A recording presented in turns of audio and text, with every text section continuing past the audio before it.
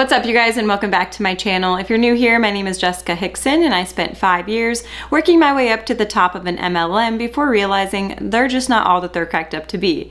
My goal with this channel is to rescue some Huns, to prevent some Huns from becoming Huns, and to also give those a voice who have left the Hun bot industry like myself. It's what you do, making me feel like I'm falling, and when you're moving, Today's small business shout out goes to Danielle Nixon Co. Danielle actually sent me some of what she makes. She makes little stickers. So this one says, "Every day is Earth Day." This is just a cute little rainbow. I love the neutral colors in that one. And then a cute little like palm tree leaf. Danielle actually used to be a part of It Works. Luckily, she has been rescued and now watches my videos. So I've always said, if I just help one person with my videos, then I'm doing my job. So Danielle, thank you for watching. And I'm so glad that you could be rescued before it got too far. But Danielle has an Etsy shop, as well as you can find her on Instagram at Danielle Nixon Co. That's it. I don't know why I said it like that. Danielle Nixon Co. And back to the video. Y'all, I am just having a day today. I woke up and I was like on top of the world. If you guys don't follow me on Instagram, for one, you should. But also, I found out recently that the medication I was taking for my acne was actually the cause of a lot of my symptoms I've been having. So I'm kind of like, I'm recovering and I'm starting to feel much better. So I've been waking up earlier, been able to work out, what have you. And this morning I woke up before the sun, which if you guys don't know me, I love waking up before the sun. It just gives me some sort of peace. And I woke up before the sun, I got my workout in, I showered, I did my hair and makeup, I was feeling good. But of course, something has to come in and ruin it, right?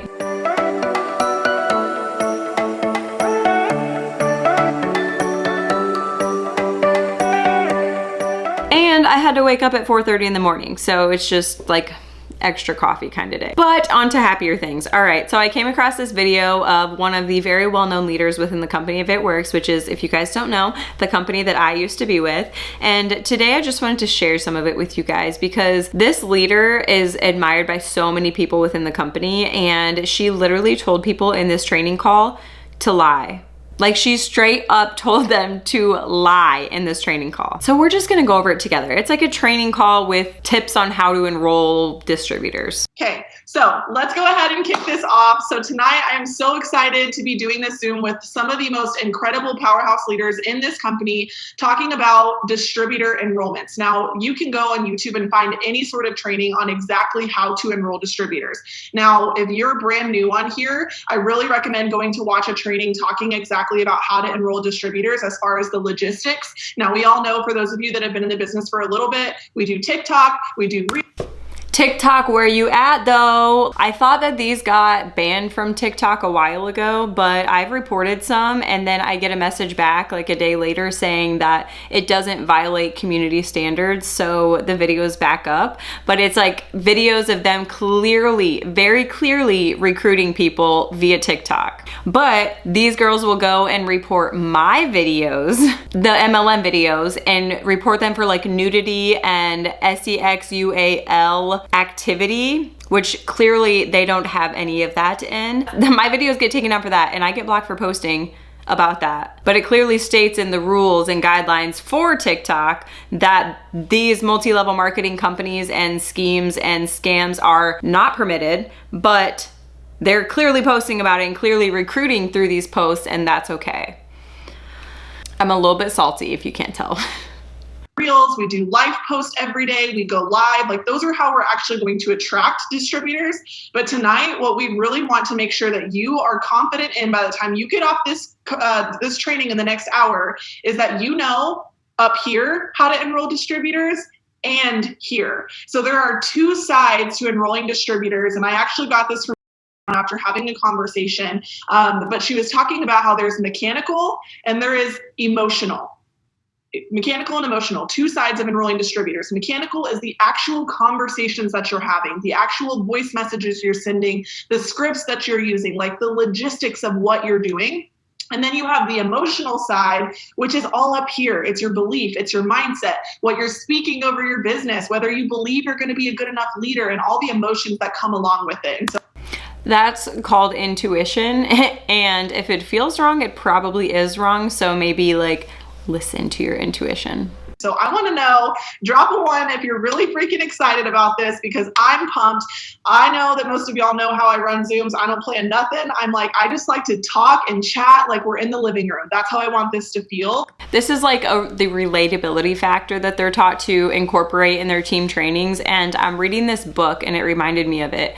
I'm reading this book called Cultish, and it talks about how people in position of power within cults try to create this like relatability factor or this like personal interaction with the people beneath them in order to have that feeling of just like chatting with a friend and whatever, because you have more control over that person if they feel like they have a personal connection with you. And this person has a lot of power. They're very admired in the entire It Works community. And so by creating that like personal interaction with them and making them feel like it's just some friends hanging out, chatting, allows her to have like more control over them.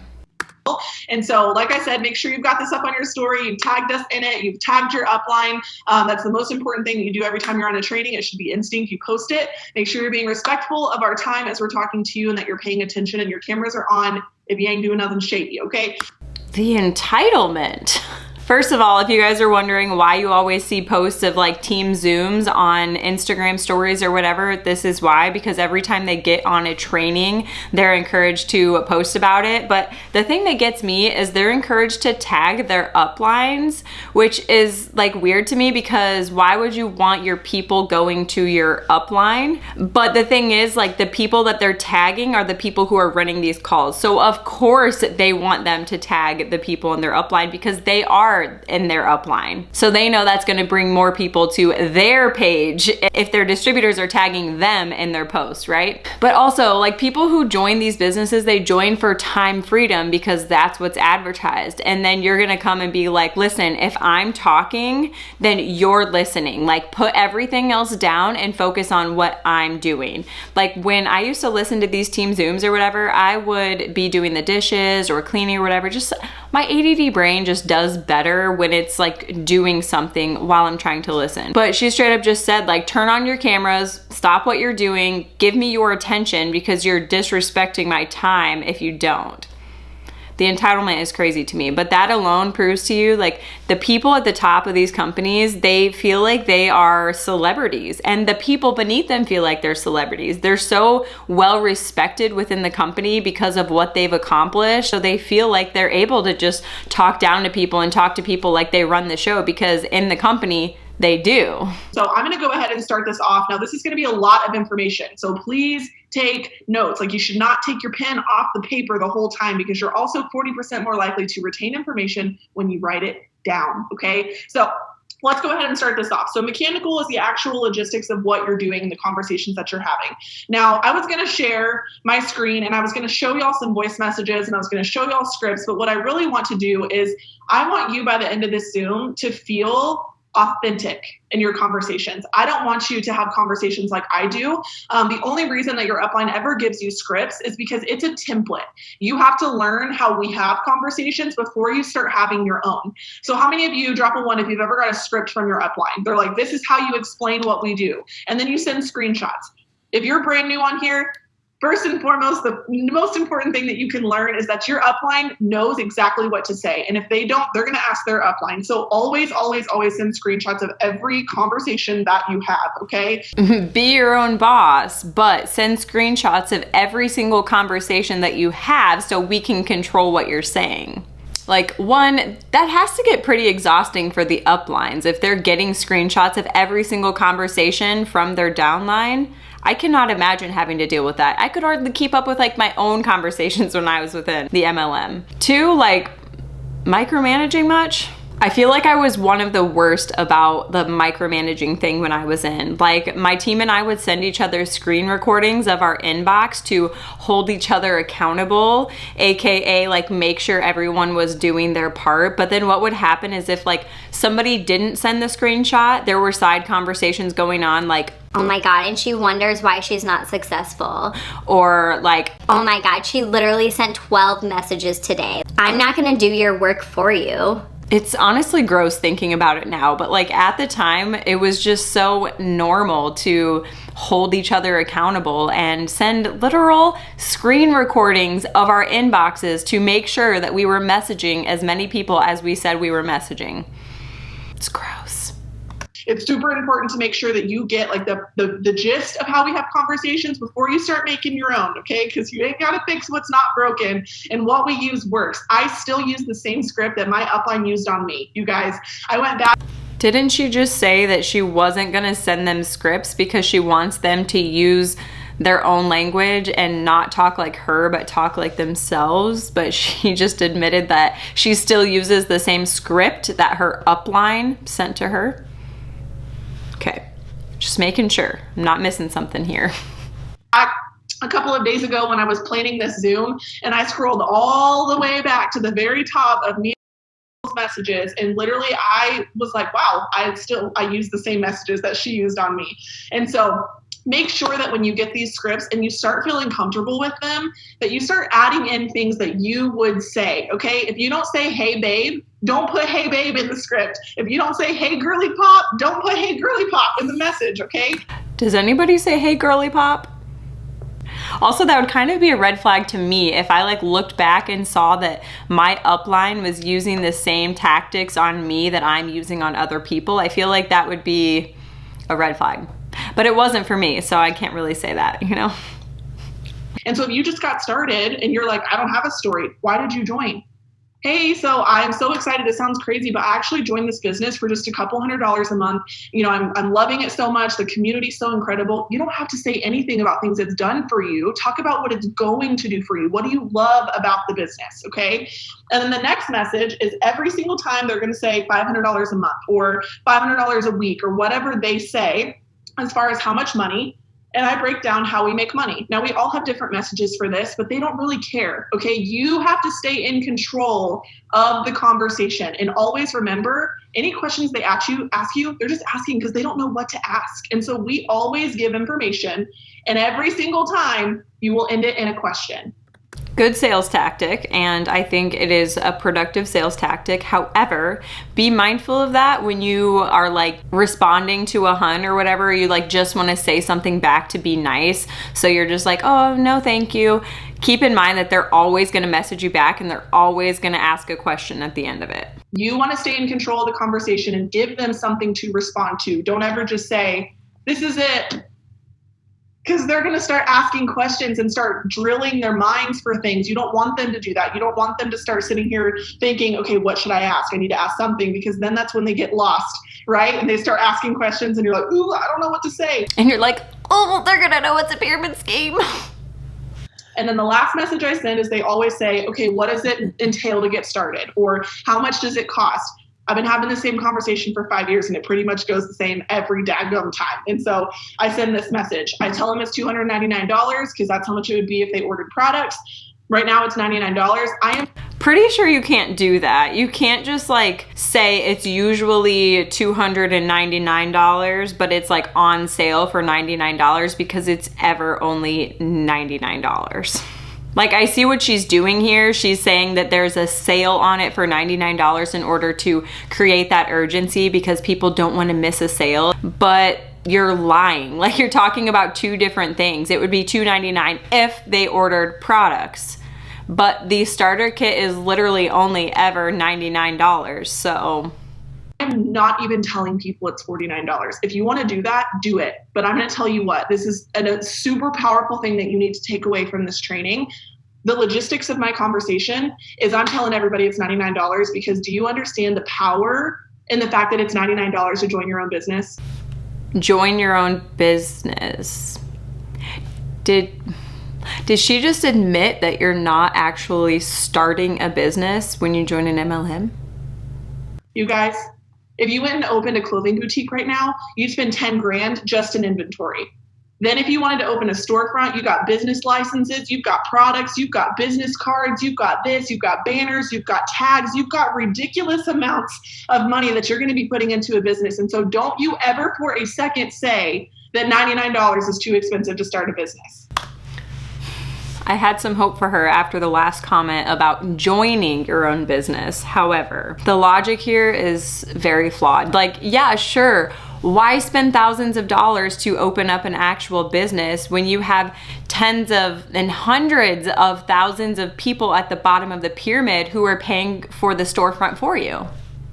Like, she's literally saying to these people, I would rather take advantage of all of you guys so that you can pay the CEO to have the storefront and do all the advertising and stuff, and also give me my paycheck, than I would to spend $10,000 to open an actual storefront business. However, I do have a little bit of empathy for this girl because I feel like I read somewhere, and don't quote me on this because I'm not positive, but I feel like I read somewhere that she was like waiting for her 18th birthday so that she can join. Like, fresh out of high school, 18th birthday, joined It Works. And honestly, like, high school, college age girls are at the most vulnerable, impressionable age that they will be their entire life, you know? Like, high school, college days were when I made most of my mistakes. Like, I make a lot of mistakes, but my high school and college days, I made a lot of mistakes because I was at a very impressionable age. I let a lot of my emotions cloud my judgment. I want you to be honest. Let's be real, okay? We're gonna be real. Drop a 2 if you feel like you can't enroll distributors because you think it's too expensive.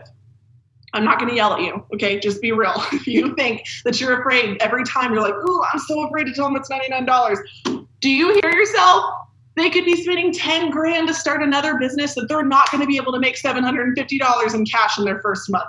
You have got to walk around like you've got a freaking business. You could walk up to Kim Kardashian and say, do you wanna join my team? That book I'm reading, Cultish, I really do. I just want to do a separate video on it because every time that I read it, I'm like, okay, that applies. But they talk about how cult leaders and people in a position of power within cults, they make it seem like the cult is the only option. Like, that the cult knows best and the cult will give you the best outcome of your life, but the people on the outside are too clouded in their judgment to see that the cult is the best option for your life. And that's exactly what she's doing here. She's saying, like, sure, you can open up a storefront for $10,000, but you're not going to make the amount of money that you're making in this MLM, which is also so, like, degrading to the people who actually own businesses. How do you know they're not profiting in their first month? You don't know that. That's how you should feel. That's how I feel every day because I understand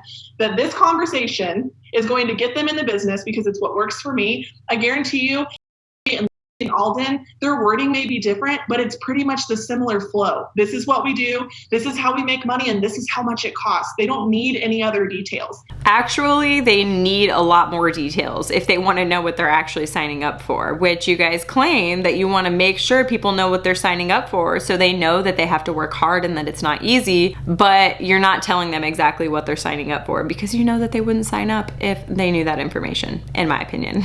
Now, what I'm going to say is on the in-between. So I had a conversation with a distributor I enrolled today, and she said, okay, I'm super hesitant because I'm afraid I'm going to fail. How many of you have heard objections before? It's too much money. I'm going to fail. I don't have experience. I don't have enough followers. You're going to get hit with an objection every time. They're not objections for you to overcome. Read the room, babe.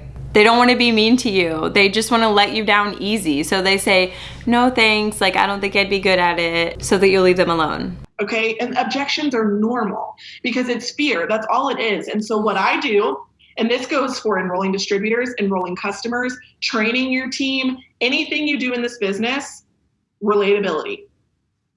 Relatability will get you in the system every single time and keep them around. If somebody says, I'm afraid of failure, the very first 3 words I'm going to say is, girl, I feel you, me too.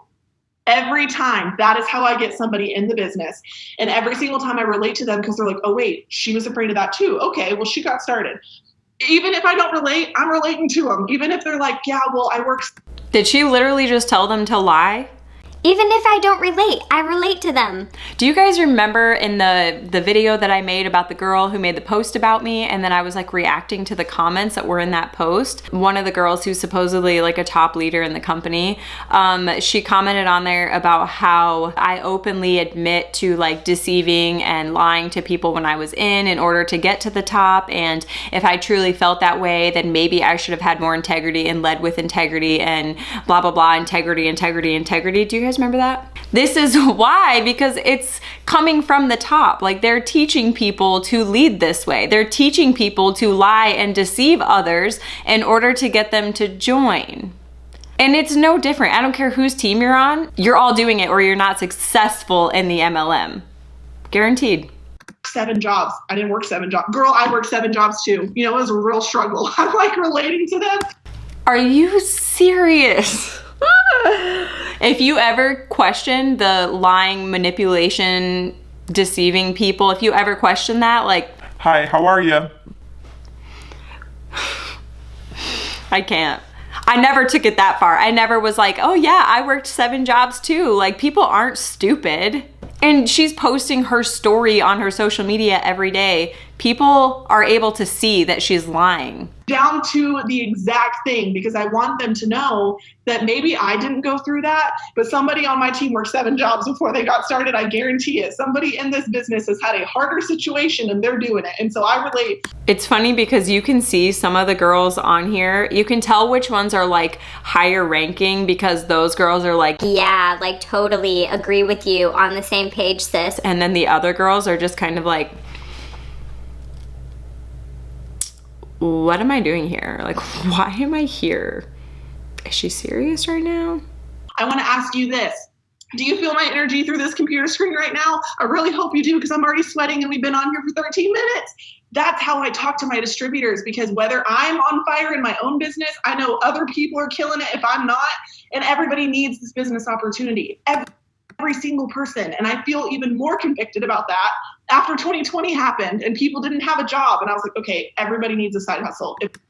You know what is the saddest part is she probably truly believes that. She probably truly believes that everybody does need this business after everything that happened in 2020. I will openly admit that when I first joined, I was like, why isn't everyone doing this? Like, everybody could be staying home with their kids. Everybody could be having time freedom. Like, why isn't everybody doing this? I genuinely felt like everybody needed it in their life. She's been programmed to believe that and genuinely feel it over the last however many years that she was in or is in. If I've learned anything, that's what that means. And so it is all about your conversation that you're having. Follow the scripts until you get comfortable enough to start finessing it a little bit, coming up with your own things. But I'll tell you this. Second tip, never answer a question that is not asked, okay? Never answer a question that is not asked. So basically keep them in the dark so they don't know what they're signing up for, because they filled out an influencer application in your bio, so they have no clue what it is. Got it. Just want to make sure I got it. Don't answer something that's not asked, okay? And when they do ask, I am answering it in like 10 words or less. Okay, well, how much is it to get started? I'll send the message, but let's say they ask a question and they're like, okay, well, what about, do we carry inventory? No, girl, we don't carry inventory. It's the best thing ever. That's it. I don't add any extra details because they don't need to know any extra details. It's actually pretty important for them to know about the monthly auto ship and the website fee. Like, for you to like negate that information it could damage people's families. Like, they sign up for this and they don't know that they're not required to order a certain amount every month and pay for their website fee, or else they can't do anything in their back office. That's kind of important information to let them know. And the number one thing that I caught in the chat was talking about, do you believe that it's too expensive? Someone said, I don't believe it, but when I send how much it is to get started, they ignore me. Well, because you're using a script. So what you're saying is that it's the distributor's fault if they get ignored after they tell someone the price. No. Sorry, no. It's actually probably that like you shouldn't have to pay to play. And so when people see that it costs $99, originally $2.99, they immediately know it's a pyramid scheme. And so they just ignore them. But you want to put it on the distributor because you want it to be their fault that they're not successful, when really it's actually a business model that's set up to fail. Because maybe you're not saying it in the way that you should be. Maybe you're not using a voice message. Sometimes whenever I'm using a voice message and someone responds or they don't answer me and they don't even open it, write this down. I say, did you hear me okay? I don't say, did you get my voice message? They got your voice message. They just didn't open it, or they didn't want to respond to you. It wasn't the time for them to respond. So you just openly admitted that you knew that they intentionally did not respond or they intentionally did not open it because they were not interested, but you're still gonna continue reaching out to them. That sounds desperate. If you have to like manipulate people into responding to you, the opportunity that you have your hands on probably isn't what you think it is. You need to reach out to your upline and say, how should I respond to this? Ask, and we'll help you with how to say it back to them, how to respond back to those people. But too many times we're not passionate about it, and we're not showing that, and we're just not even being like personal. Whenever someone reaches out to me and they send me a voice message, like literally if I was just talking to someone, they're like, I'm just thinking of you, I hope you're having a great day. Like, I don't know why, but that is better to me, and that makes me like feel better about myself than someone just texting me. Whenever I get a voice message, I automatically go see what MLM they're in. Like, nobody sends voice messages, I feel like, unless it's for an MLM, or unless it's from like someone that you know personally and you are like having a conversation with. Otherwise, nobody's just gonna randomly send you a voice message unless they're part of an MLM. Actually, my upline used to tell me to never put anything in writing, to always do it over the phone or a voice message, because you never wanted something in writing that someone could hold over your head, which now thinking about it is a red flag, but we live and we learn, right? And yes, that's the same upline who accused me of burning my own house down. Narcissistic tendencies, in my opinion. Each person's going to talk about something different. But when you're done with this, you're going to write down why your enrollments aren't where you want to see, and you're going to go back. Am I sending voice messages? Do I believe in myself? Am I, being personal with those people? Am I in a pyramid scheme?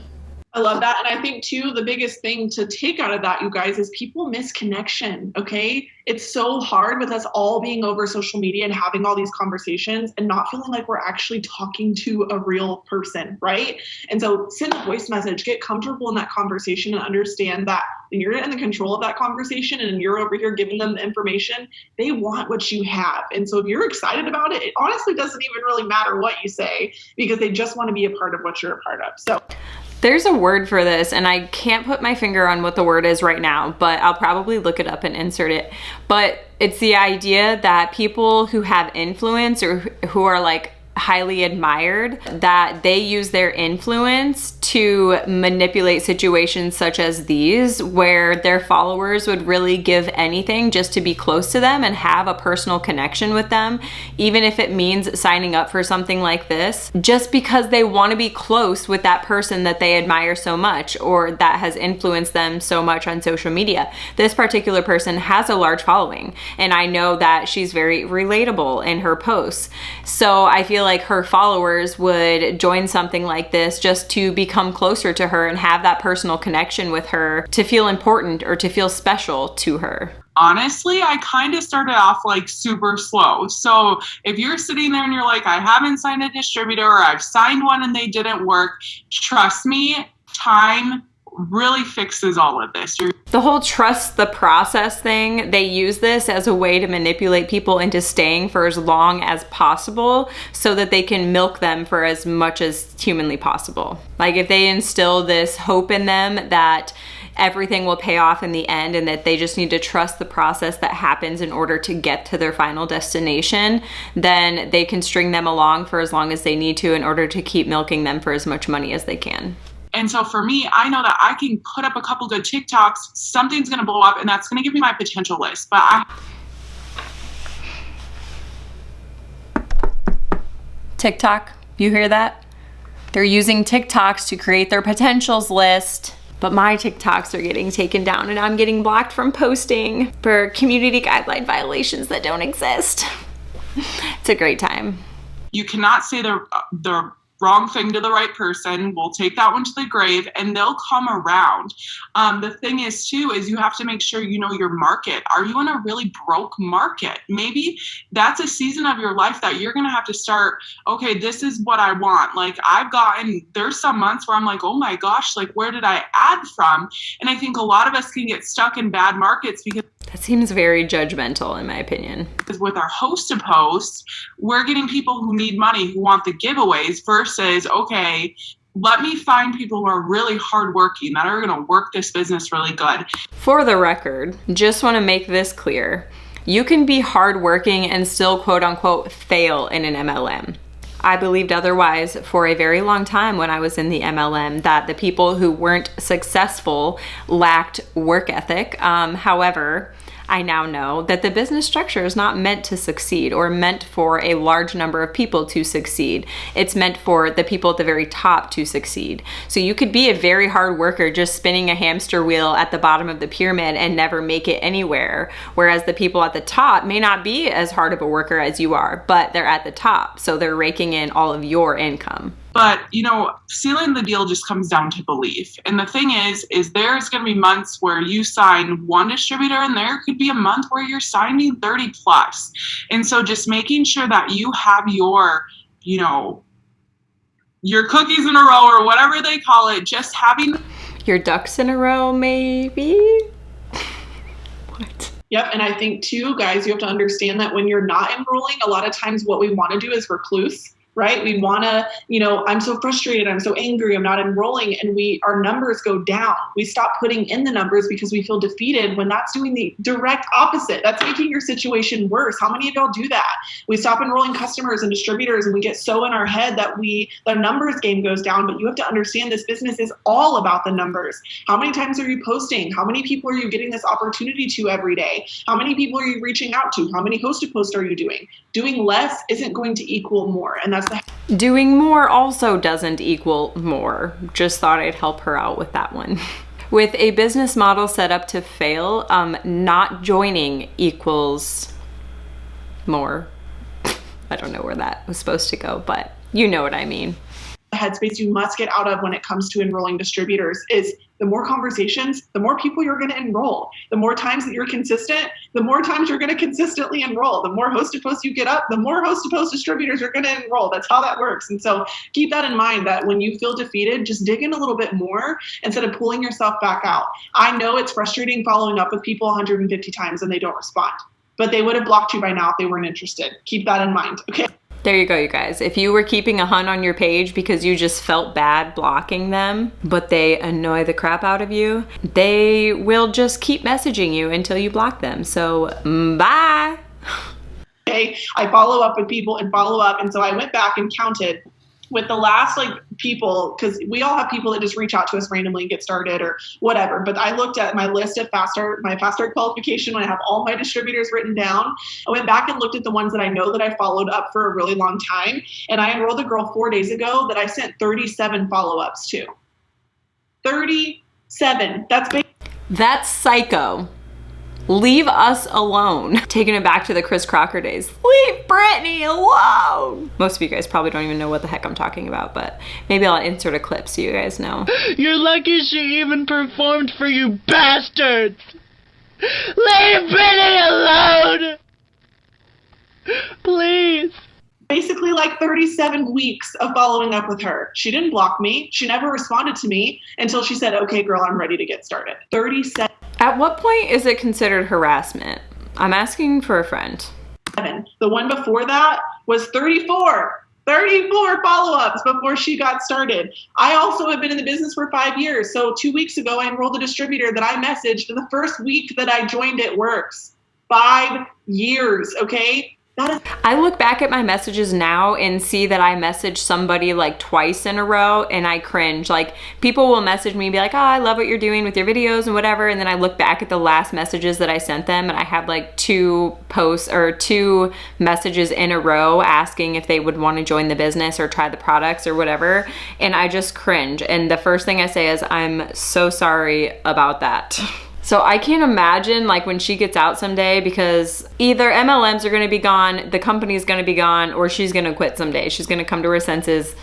I have faith in her. She was very young when she joined. When she gets out someday, I feel like she's gonna look back at those messages and just be so embarrassed. Probably just delete social media and be I'm just gonna fall off the face of the earth for just a short while until people get over the fact that I messaged them 50 times when I was in an MLM. I feel that happening. It's gonna happen. I have faith. As a 5-year dream delay for me, 5 years of me saying this girl's going to join, this girl's going to join. I'm going to show up for the people that are going to join me tomorrow, the next day, next week, 6 months from now. Don't give up on the people that are watching you, because you have to understand that you waited 6 months to join your upline, but you're frustrated that this person that messaged you yesterday didn't get started the hour they talked to you. Yeah, I just hit somebody with that one. That one hurts, doesn't it? You have to be patient. You have to understand. Guys, have you ever heard of a bamboo tree? You plant the bamboo tree, it's going to grow for like 6 years under the ground, and then it comes up and grows up in like 6 months or something. It's probably totally wrong, but it's crazy how long it stays underground before it comes up. Stop expecting the fruits before the work. It's so crazy. Like, they use the same terminology and the same like analogies all the time. And like I said, I'm gonna do a separate video on like the cultish language, but I just wanted to point this one out while it's here. The terms like reap what you sow, or plant the seeds, or the harvest will grow, the cream rises to the top. Like, those are all terms that they use in MLMs in order to manipulate people into thinking that like the harder they work, the more successful they're going to be, or the more people they enroll, the more people who are going to rise to the top. You got to do the work, and the harvest will come. Okay. All right. Go, girlfriend. No, it's funny that y'all are talking about following up and like enrolling people. I just went and looked at this girl that I signed today's Sunday. I signed her like Thursday night or Friday after, actually did an opportunity call, and I first started talking to her on December the 12th, 2020. Can I just say, she has the most adorable accent, and I always wish that I had a Southern accent, because I think they're so adorable.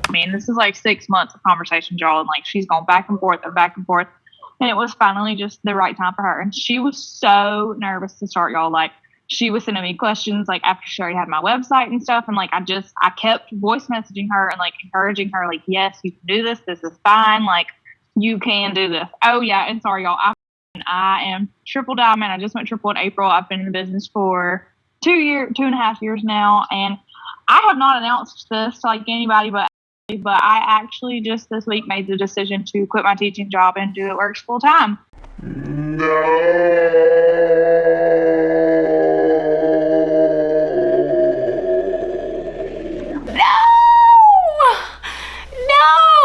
Oh my gosh. You guys, this is so highly encouraged in the MLM to quit your full-time job, because in theory you would work harder if you didn't have a full-time job taking up your time. But she's now at the rank that I left at, so I know what her paychecks look like, and it's so tempting when you like reach a rank where there's a 5-figure average monthly income staring at you in the face, and then you see all these possibilities. Like, if I got here, if I quit my job, where could I get? But the pay fluctuates so much. Like in my last video, I read that journal entry of mine where I literally admitted that I was the third from the top of the rank, or third from the top rank-wise in the company. I don't know why that was so hard for me to say. I was third from the top, and my paycheck was $1,700 that month. Like, your pay fluctuates so much, so for you to like quit a job that has a consistent paying income, she has no idea. So sad. And truly, I remember shaming one of my very first distributors about going back to her teaching job after starting It Works. Like, she started It Works, realized that it wasn't gonna pay the way that it should. Her paychecks weren't lining up. And I remember being like, so you think you're gonna be able to make that much while you're teaching? Like, it's not gonna give you the time freedom. You're gonna have to drop your kids off at daycare. Like, I remember doing that to one of my distributors, and we've since talked, and I've apologized, and we're on good terms now, but it's not uncommon. But this also raises another issue. Like, teachers are so poorly paid that they're willing to take on these side hustles in order to stay afloat during the summer, you know? Like, that's just, it's for a whole nother, I almost said for a whole nother Zoom. I'm like in the MLM mode right now, but that's for a whole nother video. You know, a couple of girls on my team were here this weekend, and I was like, do you understand how much power you have? It is your own business. You can enroll as many distributors, you can train as many distributors, you can... The reason she's saying that is so that she can say when someone is not successful, she can blame it on them. So it's not the company's fault or anybody else's fault. It's their fault because it's under their control. They have control over how many people they enroll and whatever. promote as fast as you want, as slow as you want. It's all on you. And that's the coolest thing. And I love that so much. Okay, I just had to stop because I had to make sure y'all heard that. Triple Diamond, 4 months from the time I started working, and 11 months into her business, she started taking it seriously. And now look at her. Okay, carry on. You literally never know like when somebody's going to be there. I enrolled 2 girls at the beginning of May. They both just went Ruby in June. They're 2 DTs away from being boxed for their Emerald promotion. And they are in like a leg of this girl that I built to Diamond. Like I built her there. And now I've got these 2 like rising Rubies and Emeralds under there. And I'm like, I'm finally starting to see some of that stuff about the people that you do enroll, like popping up, like finally, like our ambassador always says the cream rises to the top. Every top leader says that. It's not just your ambassador. Like that is one of the terms that I just mentioned as like a cultish term that I'm going to go over in a different video, but Exhibit A. It doesn't matter if you feel like you're not good at conversations or, you know, this, and you start thinking of all these logistics when it comes to enrolling. Like we start really stressing ourselves out, right? Like we get lost in the conversations, we get lost in the posting. We're like, oh my gosh, this, that, and the other. Something I've always taken from Pam is what do we do in this business? We enroll distributors and we enroll customers. That's it. That's all we do. Stop overcomplicating it. It's the whisper yelling again for me. That's it. That's all we do. We message Hey Girl on Instagram and manipulate more people like you to do the same thing and buy lots of products so that I can be rich. That's it. That's all. Does this inspire you? Sorry, guys. I always take that a little bit too far. If somebody wants to join this business, they will join your team, okay? If they are meant to be on your team, they will be on your team. You just got to share it every dadgum day. You got to be excited about what you have your hands on. You have to be loud. Dadgummit. Sorry, that was not nice. I actually think it's cute when like Texans have like a Texan accent and then they say dadgummit. I don't think they say dadgummit. Me and my friend said dadgummit when I lived in Texas, but when they say dadgum, one of my good friends from Texas, her name is Gretchen. Actually, she joined my It Works business too, but she always had the cutest little Southern accent and she always said like dadgummit or dadgum, and I just thought it was so cute. So a year into my business, I was a diamond maintaining executive, okay? It wasn't that great. I had like a really high and a really low, and I was struggling really bad in my business, and I just felt like I sucked, okay? Does anybody feel like they suck? You're like, I just feel like I suck at conversations, I suck at leadership, I suck at this. There's something wrong with me. Like I'm not where I want to be. I'm not enrolling the way that I want to be. You feel like you suck because you're trying to stay afloat in a business model that is set up to fail. That's why you feel like you suck. And that's why they encourage so much personal development. One area is just enough to keep you humble so that the whole plan can come together. In short, you weren't just born, you were chosen and crafted. He chose you before the formation of the world, whether you believe it or not.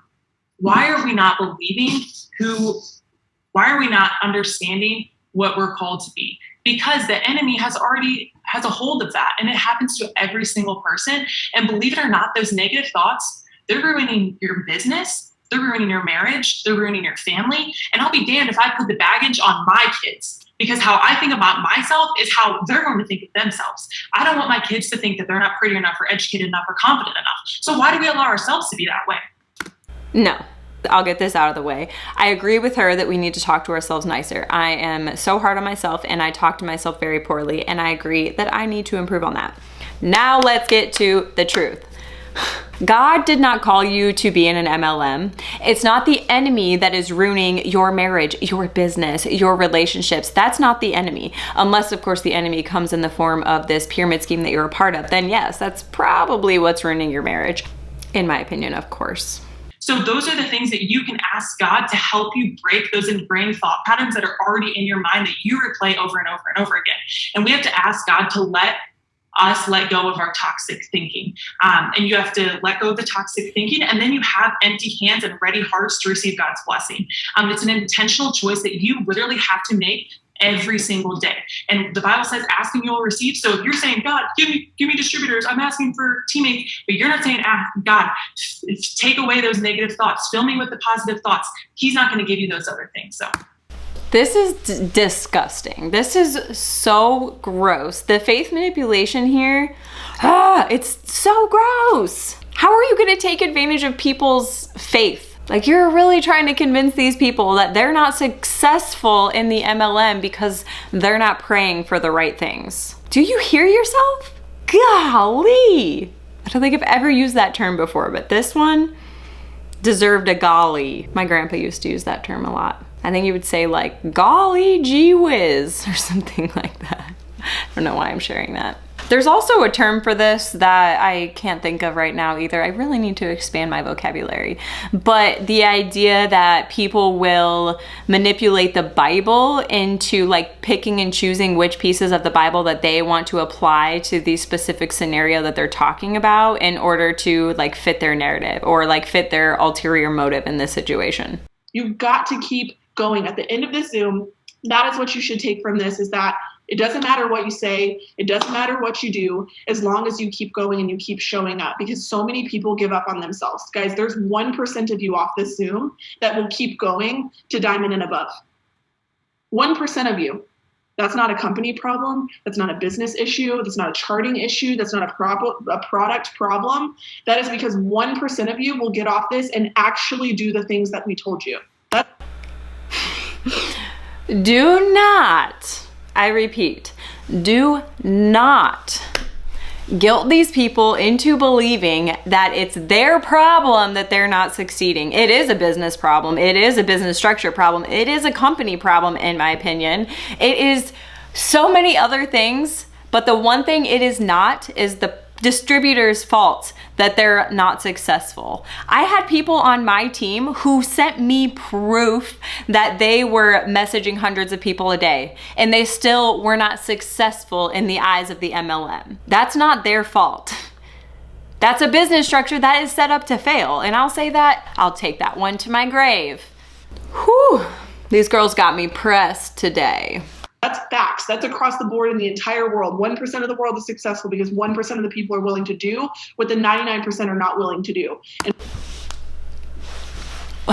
where is she getting these stats from, and what defines success for this study that was done where 1% of the world is successful while 99% aren't willing to do what the 1% are?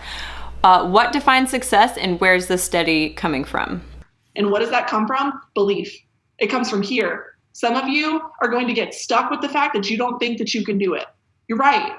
Whatever you say is what will happen. If you think that you can do it and you're going to go out there and say, you know what, this person ignored me, but I'm going to go to the next conversation and the next one and the next one and the next one after that. And I'm going to keep going and I'm going to keep fighting for this business because I know what I want. I know what I'm here to do. I am here to serve others. I'm here to get to my dreams and my goals. I'm here to live my best life. That's what I know. Is it hard? Yes. Otherwise, everybody would do it. Why do you think that literally less than like 0.0003% are Ambassador Diamond? Because I guarantee you that those 0.00033% are the only people that have been willing to keep going for that long.